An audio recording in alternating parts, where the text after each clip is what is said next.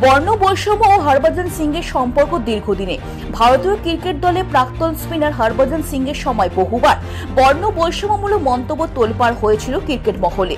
অস্ট্রেলিয়ার মাটিতে ও ইংল্যান্ডের মাটিতে হরভজন সিংকে বর্ণ বৈষম্যমূলক মন্তব্য কটূক্তি করায় ক্রিকেট মহল চর্চার কেন্দ্র বিন্দু হয়ে দাঁড়িয়েছিল।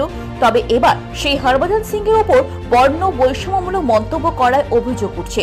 প্রসঙ্গত 2025 সালে চলতি আইপিএল মরশুমে 23 মার্চ রাজস্থান ও হায়দ্রাবাদের ম্যাচ চলাকালীন কমেন্ট্রি বক্স থেকে ধারাভাষ্য করার সময় বর্ণ বৈষম্যমূলক মন্তব্য করেন ভারতীয় দলের প্রাক্তন স্পিনার তথা আইপিএল এ ধারাভাষ্যকার হরভজন সিং। প্রসঙ্গত 23 মার্চ খেলা চলাকালীন জোফরা আর্চারের বলে 6-4 মারতে থাকেন হেনরি ক্লাসেন ও ঈশান কিষান। তখন কমেন্ট্রি করার সময় হরভজন সিং জোফরা আর্চারকে ইংল্যান্ডের কালো ট্যাক্সির সাথে তুলনা করেন।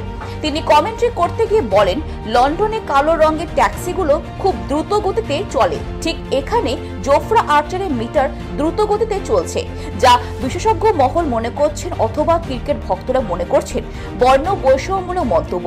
তবে প্রশ্ন উঠছে যে খেলোয়াড় নিজের কেরিয়ারে অনেকবার বর্ণ বৈষম্যমূলক ঘটনার মুখোমুখি হয়েছেন, সেই খেলোয়াড় কি করে এই ধরনের আচরণ করতে পারে? তিনি কিভাবে ধারাভাষ্য করার সময় এই ধরনের মন্তব্য করলেন প্রশ্ন উঠছে। তবে এই বিষয় নিয়ে হরভজন সিং এর কোনো প্রতিক্রিয়া পাওয়া যায়নি। ব্যুরো রিপোর্ট, খবর বাংলা।